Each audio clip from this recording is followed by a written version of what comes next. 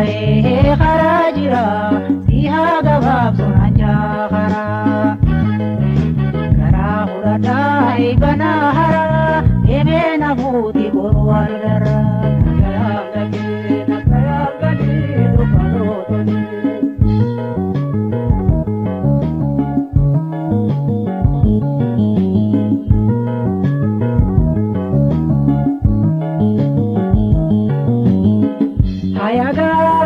nirumti ibadai tani nadura baca ibana boda ibana ta karab korinto laga prikicha adura jaya orabu pata uvi guvada ibana da inina bambo me piranata kapina gaya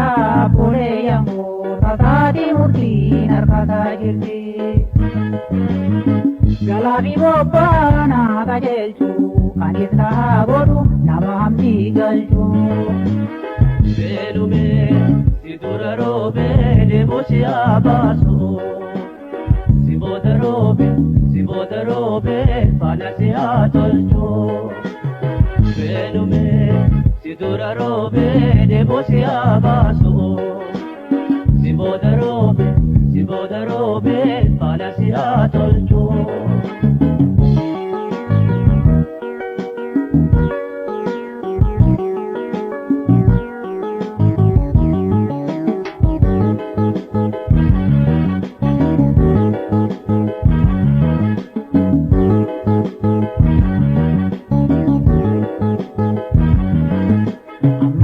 Bahe kharajira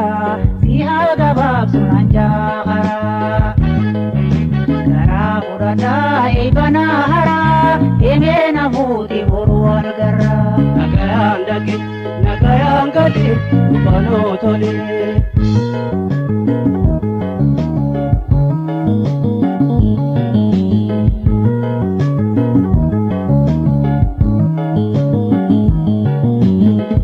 Ayagai teisa ba eibatei tani enage keisa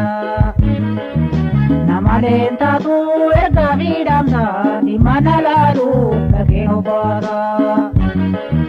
wadolun tane dimihoguni nagala kiza ikabudani eibana boda diya deitani isini dile alamana ho angante biun atijabada Galabi bopana kajelchu anisa godu namamdi galchu Belume siduba jirra kelumantato Ibbodayatin ijasiya tolchu Belume siduba jirra kelumantato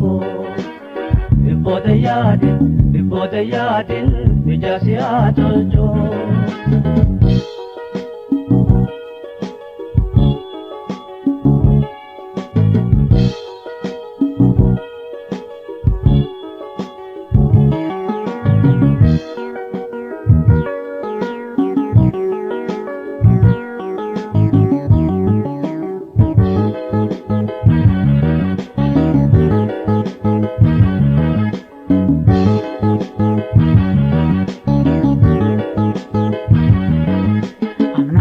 Bahe kharajira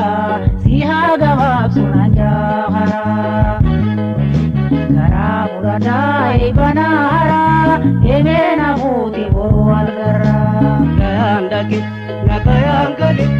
palo toli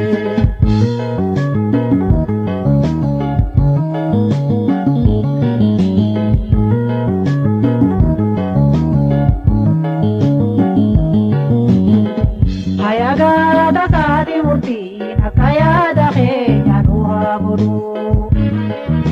akada manati te mamale akati galan irinde gani uya balama dabrutu mala duhajanu te tatenya nala orgaga banati hola bebida nurra kabu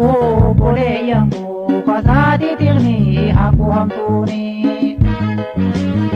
Gala Gobbana kajeeltu anis na haa godhu nama hamtii galchu. Beelume si dura roobe deeboo si haa baasu.